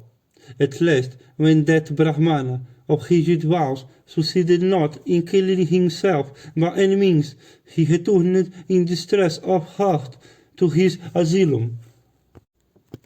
Beholding his asylum bereft of his children, the Muni, afflicted with great grief, left it again, and in course of his wandering he saw a river swollen with the waters of the rainy season, sweeping away numberless trees and plants that grew on its margin. Beholding this, the distressed Muni think that he would certainly be drowned if he fell into the waters, of that river, he tied himself strongly with several cords and flung himself, under the influence of grief, into the current of that mighty stream. That stream soon cut those cords and cast the Rish ashore, and the Rish rose from the bank, freed from the cords with which he had tied himself. And because his cords were thus broken off by the violence of the current, the Rish called the stream by the name of Vipasa. For his grief, the Muni could not, from that time, stay in one place. He began to wander over mountains and along rivers and lakes.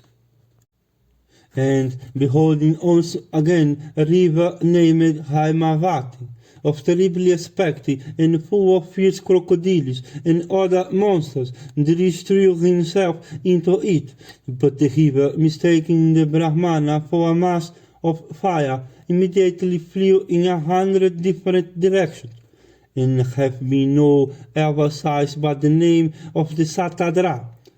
Seeing himself on the dry land, even there he exclaimed, "I cannot die by my own hands." Saying this, the Rish once more bent his steps towards his asylum, crossing numberless mountains and countries. As he was about to enter his asylum, he was followed by his daughter-in-law, named Adrisyanti. As she neared him, he heard the sound from behind of a very intelligent recitation of the Vedas with the 6 graces of elocution. Hearing that sound, the Rish asked, "Who is it that followeth me?" Then answered, "I am Adrisyanti, the wife of Sakitri. I am helpless, dog devoted to asceticism." Hearing her, Vasistha said, "Doctor, whose is this voice that I heard, repeating the Vedas along with the Angas, like unto the voice of Sakitri, reciting the Vedas with the Angas?" Adrisyanti answered, "I bear in my womb a child by thy son Sakitri. He hath been here full 12 years. The voice thou hearest is that of the Muni, who is reciting the Vedas." Thus addressed by her, the illustrious Vasistha became exceedingly glad, and saying, "There is a child." He refrained from self-destruction. The sinless on, accompanied by his daughter-in-law, then returned to his asylum, and the Rish saw one day in the solitary woods Kalmashapada, possessed by fierce Rakshasa. As he saw the Rish, became filled with wrath, and rose up, desiring to devour him. And Adrisyanti, beholding before her that Rakshasa of cruel deeds, addressed Vasistha in these words, full of anxiety and fear: "Illustrious one, the cruel Rakshasa, like unto death himself, armed with fierce club, cometh towards us with a wounded club in hand. There is none else on earth except thee, illustrious one, and foremost of all that are conversant with the Vedas, to restrain him today. Protect me, illustrious one, from this cruel rash of terrible mien. Surely the Rakshasa cometh hither to devour us." Vasistha, hearing this, said, "Fear not, doctor, there is no need of any fear from any Rakshasa. This one is no Rakshasa from whom thou apprehendest such imminent danger. This is King Kalmashapada, endowed with great energy and celebrated on earth. That terrible man dwelleth in these woods." Beholding him advancing, The illustrious Rish Vasistha, endowed with great energy, has trained him, by uttering the sound Hum, sprinkling him again with water sanctified with incantations. The Rish freed the monarch from that terrible curse. For 12 years the monarch had been overwhelmed by the energy of Vasistha's son, like Surya seized by the planet during the season of an eclipse. Freed from the Rakshasa, the monarch illumined that lush forest by his splendor, like the sun illumining the evening clouds. Recovering his power of reason, the king saluted that best of Rish with joined hands and said, I am the son of Sudasa and thy disciple. Tell me what is thy pleasure and what I am to do. Vasistha replied, saying, My desire hath already been accomplished. Return now to thy kingdom and rule thy subjects. Never insult Brahmanas anymore. The monarch replied, Illustrious one, I shall never more insult superior Brahmanas. In obedience to thy command, I shall always worship Brahmanas. I desire to obtain from thee that by which I may be freed from the debt I owe to the race of Ikshhaku. It behoveth thee to grant me for the perpetuation of Ikshhaku race, a desirably son possessing beauty and accomplishments and good behavior. Thus addressed Vasistha, that best of Brahmanas, devoted to truth, replied unto that mighty man of a monarch, saying, I will give you. After some time, Prince of Men, Vasistha, accompanied by the monarch, went to the latest capital, known all over the earth by the name of Ayodhya. The citizens in great joy came out to receive the sinless and illustrious one, like the dwellers in heaven coming out to receive their chief. The monarch, accompanied by Vasistha, had entered his auspicious capital after a long time.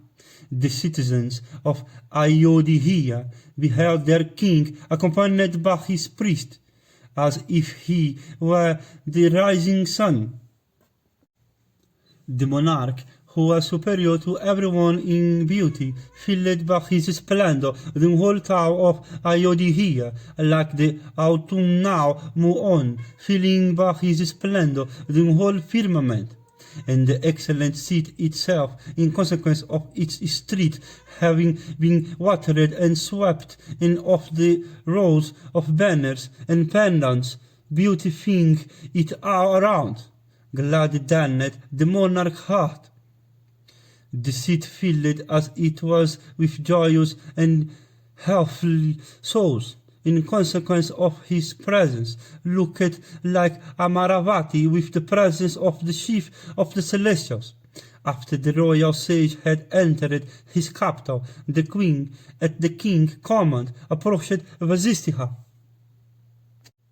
The great Rish, making a covenant with her, united himself with her according to the high ordinance, and after a little while, when the queen conceived, that best of Rish, receiving the reverential salutations of the king, went back to his asylum.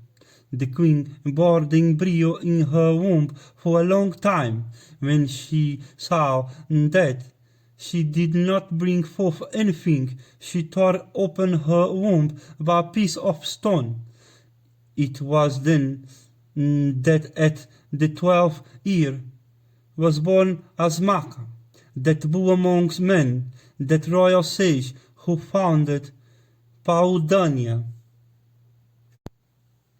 Then Adrisianti, who had been residing in Vasistha asylum, brought forth a son who was the perpetuator of Sakitri race, and who was a second Sakitri in everything.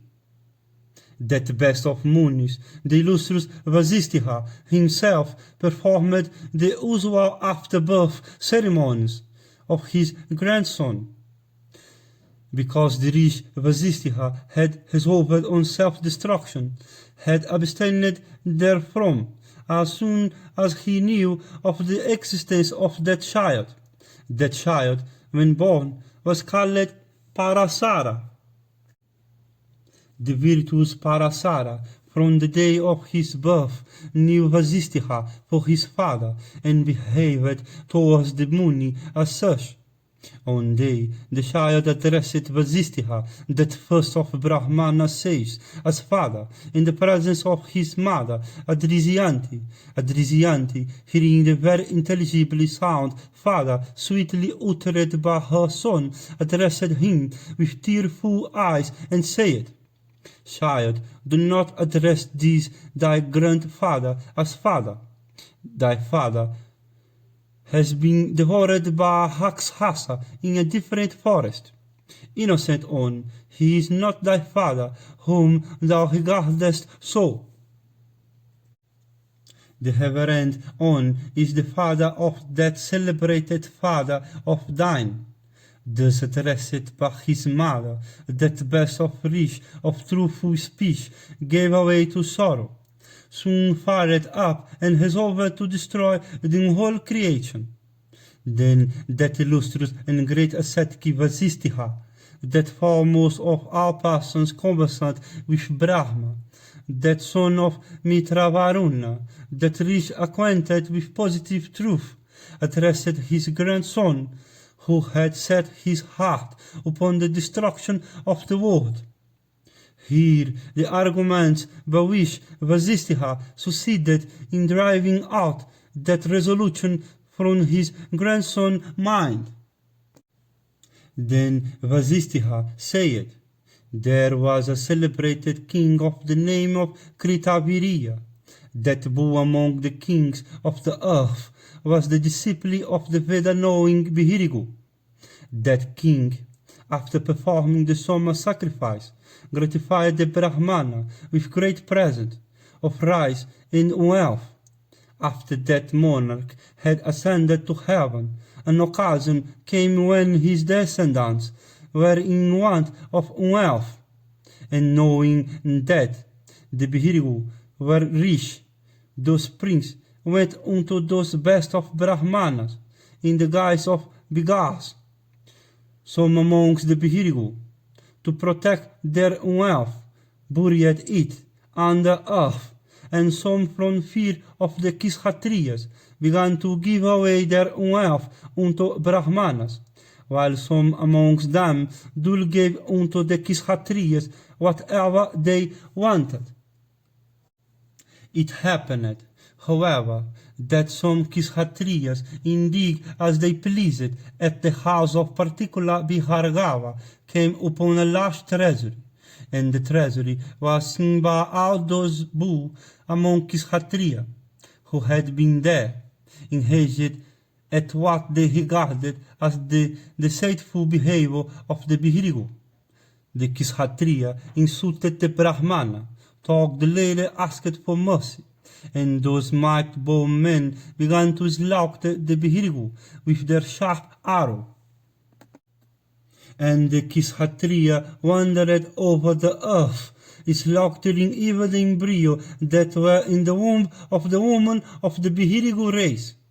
And while the Bihirigu race was thus being exterminated, the women of that tribe fled from fear to the inaccessible mountains of Himavat.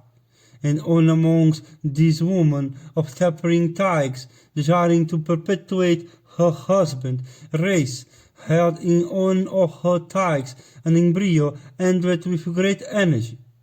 A certain Brahmana woman, however, who came to know this fact, went from fear unto the Kshatriya and reported unto them. And the Kshatriya then went to destroy that embryo. Arrived at the place, they beheld the wound-be mother blazing with inborn energy, and the child that in her thigh came out tearing up the thigh and dazzling the eyes of those Kshatriya like the midday sun. Thus deprived of their eyes, the Kshatriya began to wander over those inaccessible mountains, and distressed at the loss of sight, the princes were afflicted with war, and desirous of regaining the use of their eyes, they resolved to seek the protection of that faithless woman. Then those Kshatriya, afflicted with sorrow and from loss of sight, like unto a fire that hath gone out, addressed with anxious heart that lustrous lady, saying, By thy grace, lady, we wish to be restored to sight. We shall then return to our homes altogether and abstain forever from our sinful practice. Handsome on, it behoveth thee with thy child to show us mercy. It behoveth thee to favor this king by granting them their eyesight. The Brahmana lady, thus addressed by them, said, Yea, children, I have not robbed ye of your eyesight, or am I angry with ye. The child, however, of the Behirigu race, have certainly been angry with ye. There is little doubt, ye children, that ye have been robbed of your sight by that illustrious child, whose wrath hath been kindled at the remembrance of the slaughter of his race. Ye children, while ye were destroying even the embryo of the Behirigu race, the child was held by me in my thigh for 100 years, and in order that the prosperity of Behirigu race might be restored, the entire Vedas with its branches came unto this on, even while he was in the womb. It is plain that this scion of the Behirigu race, engaged at the slaughter of his father, desireth to slay ye. It is by his celestial energy that your eyes have been scorched. Therefore, ye children, pray ye unto this my excellent child, born of my thigh, propitiated by your homage, he may restore your eyesight. Hearing those words of the Brahmana lady, all these princes addressed the thigh-born child, saying, Be propitious. And the child became propitious unto them, and that best of Brahmana rish, in consequence of his having been born after tearing open his mother thigh, came to be known throughout the 3 worlds by the name of Aurva. And those princes, regaining their eyesight, went away. But the Muni Aurva of the Behirigu race resolved upon overcoming the whole world, and the high-souled Rish set his heart upon the destruction of every creature in the world. And that scion of the Behirigu race, for paying homage unto his slaughtered ancestor, devoted himself to the austerities of penances with the object of destroying the whole world. And desirous of gratifying his ancestor, the Rish, afflicted by his severe asceticism, the 3 worlds, with the celestial, the Asura, and human being. The Pitri, then learning what the child of their race was about, all came from their own region unto the Rish, and addressing him said, Aurva, first thou hast been in thy asceticism, thy power hath been witnessed by us. Be propitious unto the 3 worlds. Control thy wrath. Child, It was not from incapacity that the vehicle of soul under complete control were all of them indifferent to their own destruction at the hands of the murderous Kshatriyas. Child, when we grew weary of the long periods of life allotted to us, it was then that we desired our own destruction through the instrumentality of the Kshatriyas. The wealth that the vehicle had placed in their house underground had been placed on with the object of engaging the Kshatriya and picking a quarrel with them. As we were desirous of heaven, of what was called wealth be to us, the treasury of heaven had kept a large treasury for us. When we found that death could not, by any means, overtake us all, it was then that we regarded these as the best means.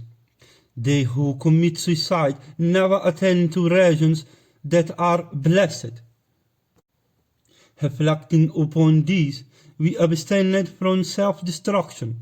That which, therefore, thou desirest to do is not agreeably to us. Restrain thy mind, therefore, from the sinful act of destroying the whole world. Destroy not the Kshatriyas or the 7 worlds. Kill this wrath of thine that staineth thy ascetic energy. Vasistha, after this, continued to narration, saying, hearing these words of the Pitri, Aurva, replied unto them to this effect, Ye Pitri, the vow I have made from anger for the destruction of all the worlds must not be in vain. I cannot consent to be on whose anger and vows are futile. Like fire consuming dry woods, this rage of mine will certainly consume me if I do not accomplish my vow. The man that represseth his wrath, that hath been excited by cause, becometh incapable of duly compassing the 3 ends of life. The wrath that king, desirous of subjugating the whole earth, exhibit, is not without its uses. It serveth to restrain the wicked and to protect the honest. While lying unborn within my mother tig, I heard the doleful cries of my mother and other women of the Bihirigu race, who were then being exterminated by the Kshatriya. Ye Pitri, when those wretches of Kshatriya began to exterminate the Bihirigu together with unborn children of their race, it was then that wrath filled my soul. My mother and the other women of our race, each in advanced state of pregnancy, and my father, while terribly alarmed, found not in all the worlds a single protector. Then, when the Bihirigu woman found not a single protector, my mother held me in one of her ties. If there be a punisher of crimes in the worlds, no one in all the worlds would dare commit a crime. If he findeth not a punisher, the number of sinners becometh large. The men who, having the power to prevent or punish sin, doth not do so, knowing that a sin hath been committed, is himself defiled by that sin. When king and other, capable of protecting my father, protect them not, postponing that duty to the pleasure of life, I have just cause to be engaged with them. I am the Lord of the creation, capable of punishing its iniquity.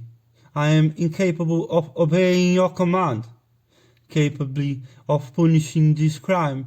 If I abstain from so doing, men will once more have to undergo a similar persecution.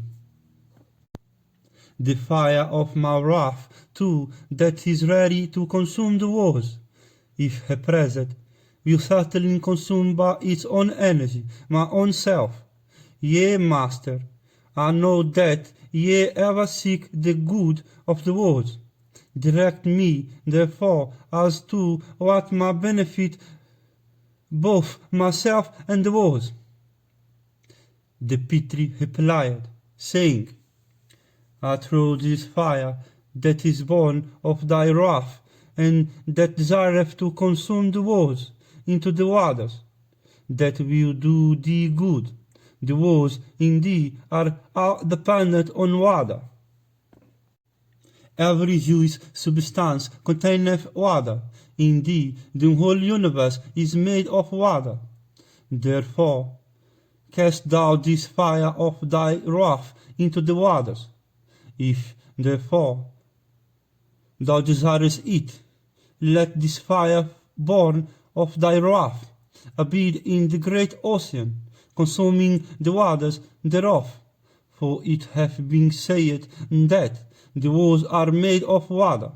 In this way, thy word will be handed true, and the wars with the gods will not be destroyed. Then Aurva cast the fire of his wrath into the abode of Varuna, and that fire which consumeth the waters of the great ocean became like unto a large horse head which persons conversant with the Vedas call by the name of Vadavamukiha, and emitting itself from that mouth it consumeth the waters of the mighty ocean. Blessed be thou, it behoveth not thee, therefore, to destroy the world, who art acquainted with the higher regions, thou foremost of wise men. The Brahmana sage, thus addressed by the illustrious Vasistha, restrained his wrath from destroying the world, but Rishi Parasara, endued with great energy, the son of Sakitri, the foremost of all persons acquainted with the Vedas, performed a grand Hakshasa sacrifice, and remembering the slaughter of Sakriti, the great Muni began to consume the Hakshasa, young and old, in the sacrifice he performed. And Vasistha did not restrain him from this slaughter of the Hakshasa, from the determination of not obstructing the second vow. And in that sacrifice the great Muni Parasara sat before three blazing fire, himself like unto a fourth fire. And the son of Sakitri, like the sun just emerged from the clouds, illuminated the whole firmament by that stainless sacrifice of his, into which large were the libations poured of clarified butter. Then Vasistha and the other Rishi regarded that Muni blazing with his own energy as if he were the second sun. Then the great Rishi, Atri, of liberal soul, desirous of ending that sacrifice, an achievement highly difficult for others, came to that place, and there came Pulastia, and Pulaha, and Kratu, the performer of many great sacrifices, are influenced by the desire of saving the Hakshasa. And Pulastia, then, seeing that many Hakshasa had already been slain, told these words unto Parasara, that oppressor of our enemies. There is no obstruction, I hope, to this sacrifice of thine.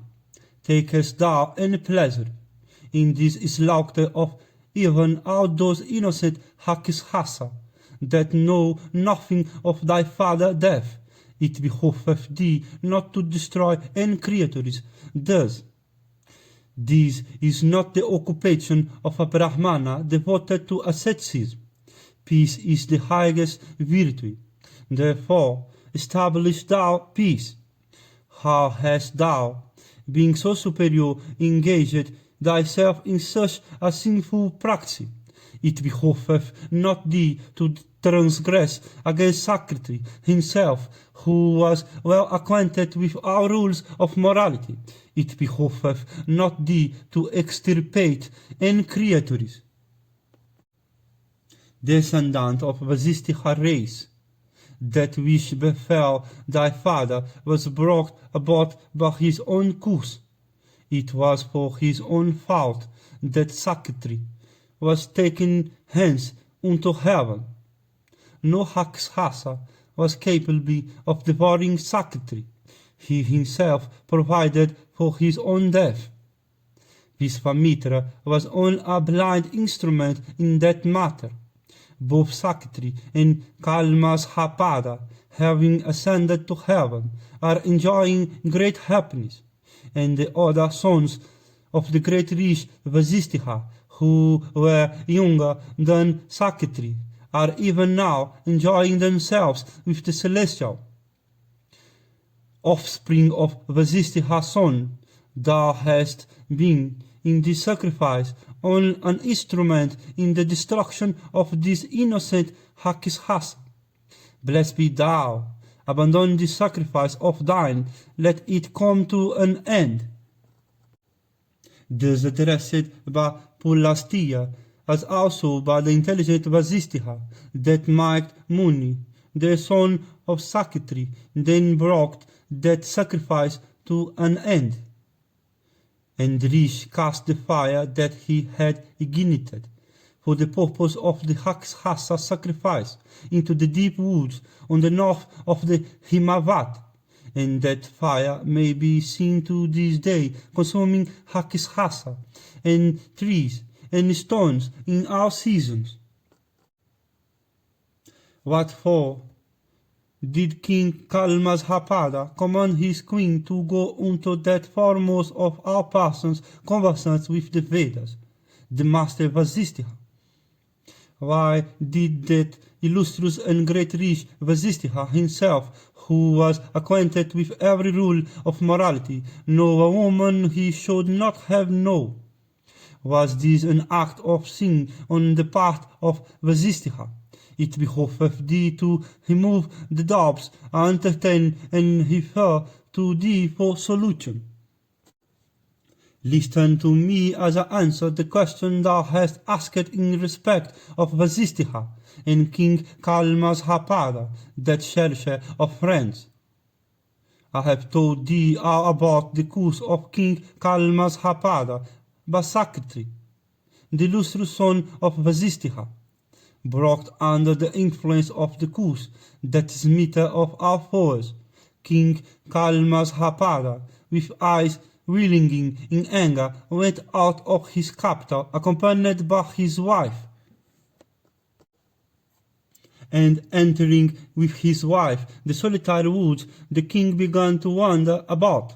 And one day, while the king, under the influence of the curse, was wandering through that forest, abounding in several kinds of deer and various other animals, and overgrown with numerous large trees and shrubs and creepers, and resounding with terrible cries, he became exceedingly hungry. And the monarch thereupon began to search for some food. Pinched with hunger, the king at last saw, in a very solitary part of the woods, a Brahmana and his wife enjoying each other. Alarmed at beholding the monarch, the couple ran away, their desire ungratified. Pursuing the retreating pair, the king forcibly seized the Brahmana.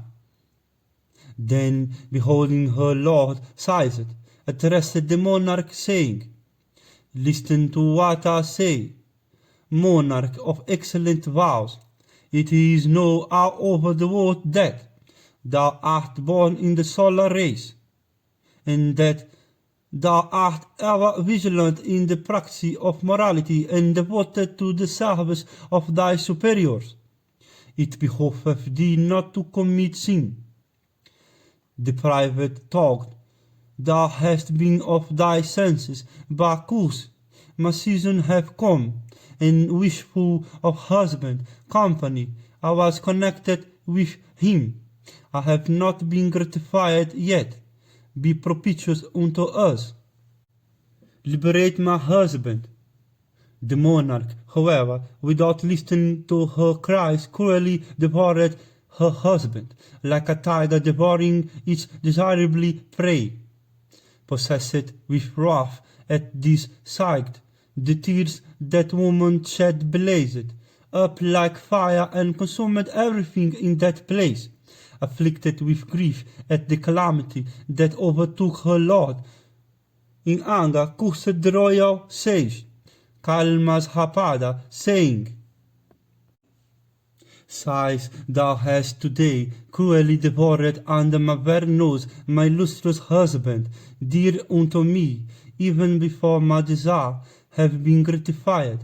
Therefore shalt thou, wicked one, afflicted by my curse, meet with instant death when thou goest into thy wife in season. And thy wife shall bring forth a son, uniting herself with that rich Vasistiha, whose children have been devoured by thee, and that child, worst of king, shall be the perpetuator of thy race. And cursing the monarch thus, that lady of Angira house, bearing every auspicious mark, entered the blazing fire in the very sight of the monarch. And the illustrious and exalted Vasistiha, by his ascetic power and spiritual insight, immediately knew all. And long after this, when the king became freed from his curse, he approached his wife Madayanti when her season came. Madayanti softly sent him away. Under the influence of passion, the monarch had no recollection of that curse. Hearing the words of his wife, the best of kings became terribly alarmed, and recollecting the curse, he repented bitterly of what he had done. It was for this reason that the monarch, infected with the curse, appointed Vasistiha to beget a son upon his queen. Gandhiharva, thou art acquainted with everything. Tell us, therefore, which Veda-knowing Brahmana is worthy to be appointed as our priest. The Gandhiharva replied, There is in these woods a shrine of the name of Utikokhaka. The Haumia, the younger brother of the Vala, is engaged there in ascetic penances. Appoint him, if ye desire, your priest. Then Arjuna, highly pleased with everything that had happened, gave unto that Gandhiharva his weapon of fire with befitting ceremonies, and addressing him the Pandava said, Thou best of Gandhiharva, let the horse thou givest us remain with thee for a time. When the occasion cometh, we will take them from thee. Blessed be thou. Then the Gandhiharva and the Pandava, respectful saluting each other, left the delightful bank of the Bhagirathi and went where they desired. Then the Pandava, wending to Utikokhaka, the sacred asylum of the Haumia, installed the Haumia as their priest. And the Haumia, the foremost of all conversant with the Vedas, receiving them with presents of wild fruits and roots, consented to become their priest. And the Pandava, with their mother, forming the sixth of the company, having obtained that Brahmana as their priest, regarded their sovereignty and kingdom as already regained, and the daughter of Panchala, king, as already obtained in the Sivayamvara. Having obtained the master, the Haumia, as their priest, regarded themselves as placed under a powerful protector. and the high-souled, the Haumia, acquainted with the true meaning of the Vedas and every rule of morality, becoming the spiritual preceptor of the virtuous Pandava, made them his Yajimanas, and that Brahmana, beholding those heroes, endowed with intelligence and strength and perseverance like unto the celestial, he guarded them as already restored, by virtue of their own accomplishments to their sovereignty and kingdom. Then those kings of men, having had benedictions uttered upon them by that Brahmana, resolved to go accompanied by him to the Sivayamvara of the prince of Panchala,